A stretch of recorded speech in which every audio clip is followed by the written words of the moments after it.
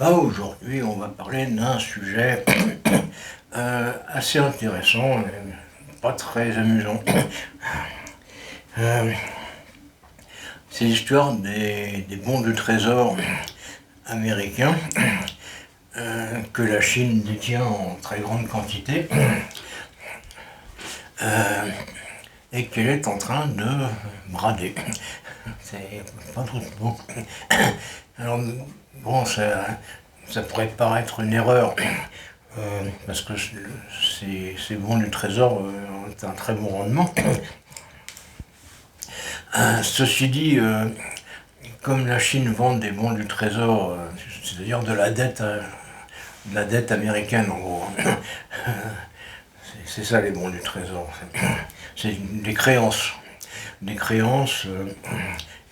qui concernent l'État américain, quoi. Donc, il y a deux conséquences. La première, c'est que le prix de ces bons du trésor est en train de commencer à dégringoler. La deuxième, c'est que du coup, le rendement va augmenter, ce qui pourrait tenter des investisseurs d'ailleurs, parce que c'est mécanique. Si le prix de la créance diminue, le pourcentage de profit avec les taux d'intérêt augmente. C'est simple. Et concrètement, ça va se répercuter surtout sur les futures émissions de bons du trésor, qui vont être de moins en moins chères,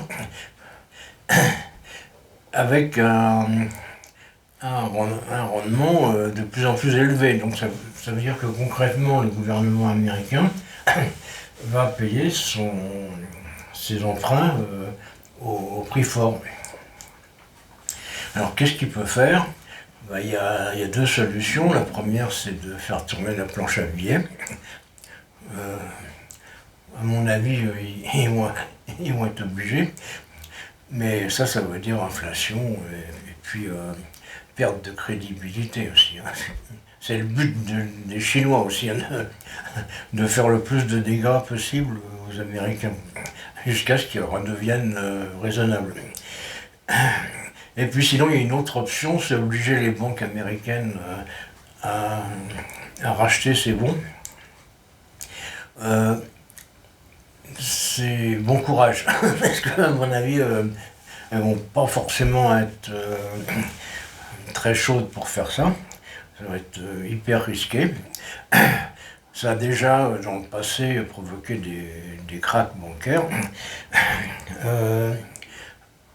Et puis, ça va avoir une autre conséquence secondaire, en plus de l'inflation, c'est que les taux de crédit aux USA vont exploser.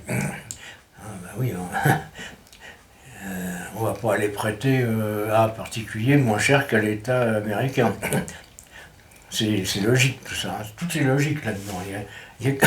Le seul truc qui n'est pas logique, c'est le truc qui s'appelle le gouvernement américain de Donald Trump. Il y a des mecs comme Navarro qui ne comprennent rien.